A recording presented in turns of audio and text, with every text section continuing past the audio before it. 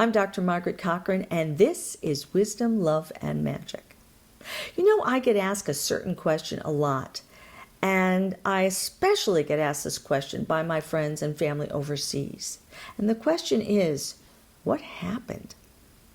This is the answer I give. When Donald J. Trump was elected President of the United States, a lot of people were very unhappy about it. And why would they not be? We had chosen a commander-in-chief who was a liar, a misogynist, a bigot, and a cheat. A man with a big ego, a stunning lack of intelligence, and possessed of a soul which was terrifyingly devoid of conscience and empathy. A vicious bully who engaged in serial and unending verbal abuse and who unashamedly worshipped and admired tyrants. An individual without insight and an unapologetic, self-serving, egomaniacal despot wannabe. He had an important purpose, though. His political presence was a sign that the world was on the precipice of major change.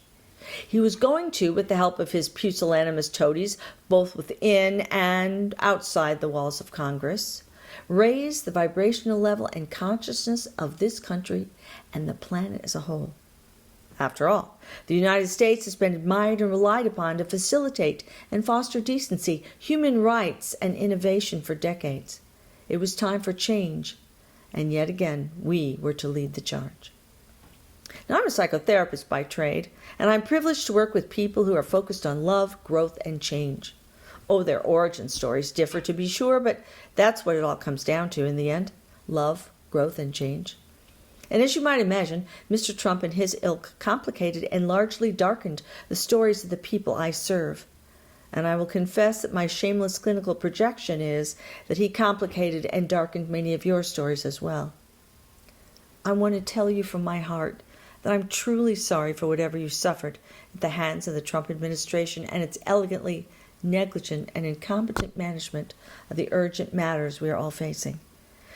You've been mostly trapped in your homes for almost a year now. Your children can no longer safely attend school or play with their friends, and your social life has been effectively stopped, other than to have brief masked exchanges with whomever you encounter in the course of necessary errands to obtain food or medicine.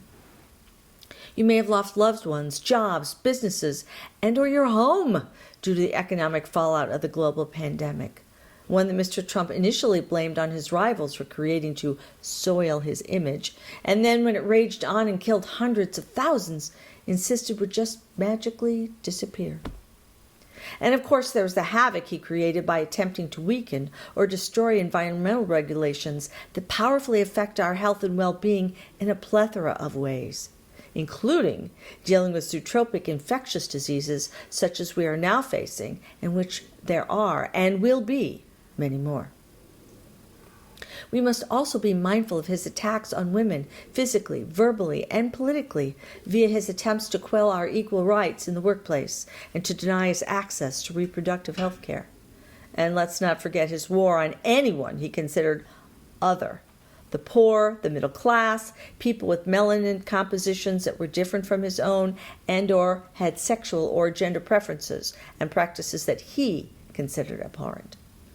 On balance, one must admit that he did his job well, as he was consistently thorough and unstintingly unapologetic in his hatred of so much and so many. If I were you right about now, I'd be wondering how on earth I could assert that this man and his followers were capable of doing any good at all, let alone raising the vibrational level of the planet and its occupants. Well, here it is. Ta-da! The big reveal. Mr. Trump's election signaled our desire to bring all the filth, slime, horror, and hatred that we usually try so hard to suppress and ignore into the light of day. And he delivered it all in a thorough and comprehensive manner. He left no stone unturned. And now, as a result of all his dedication and hard work, it's all out there for us to see.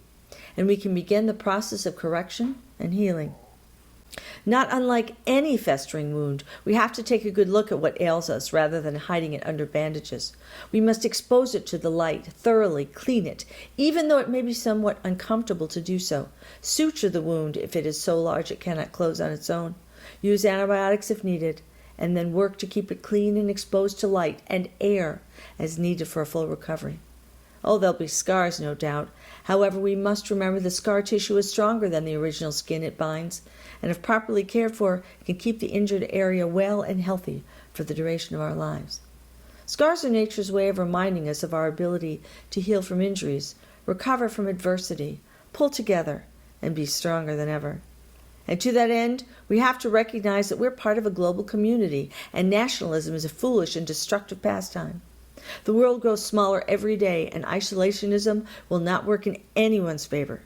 Despite our narratives to the contrary, DNA evidence clearly demonstrates that we are all to a greater or lesser degree immigrants, no matter how many generations we've occupied the soil on which we stand. The Trump years have demonstrated yet again that walls don't work, change is the only constant in the universe, and fighting the inevitable is a destructive and wasteful use of time and resources. However, guiding and shaping the inevitable in a constructive way, which thanks to social media, yes, there are positive benefits too, we are now more free than ever to do, it is possible in both an individual, community-focused, and global way to chart the best course for creating a healthy and happy life in a compassion-based, economically, and environmentally sustainable world. We have a great power at our disposal in the forms of determination, innovative thinking, compassion, and caring. And no, we don't have to abandon our beloved capitalism. We just have to answer the question of how much is enough, both globally and individually. It is imperative that education be one of the most important things on the forefront of our healing. It is ignorance of and fear about social change that's taken us to and kept us entombed in a place of near medieval darkness for so long. Bigots, misogynists, and other forms of hate and prejudice are made, not born. Sadly, although it took a great deal of time, work, and energy to do so, we've impregnated ourselves, gestated, and birthed these monstrous energies and mindsets, and for the sake of both surviving and thriving, we must now put our efforts into giving life to an environment that fosters not shame, destruction, and thievery, but compassion, cooperation, and support. Mr. Trump and his henchpersons have labored hard and long, as the vernacular would have it expressed, to do us a solid. So let's celebrate and accept the gifts we've been given and build something truly amazing with them. Now, today, this minute, it all begins with the tiniest bits of self-awareness and the smallest acts of kindness. Please remember that you are magnificent in a multiplicity of ways. I'm Dr. Margaret Cochran, and until next time, I wish you wisdom, love, and magic as you go forth and do great things.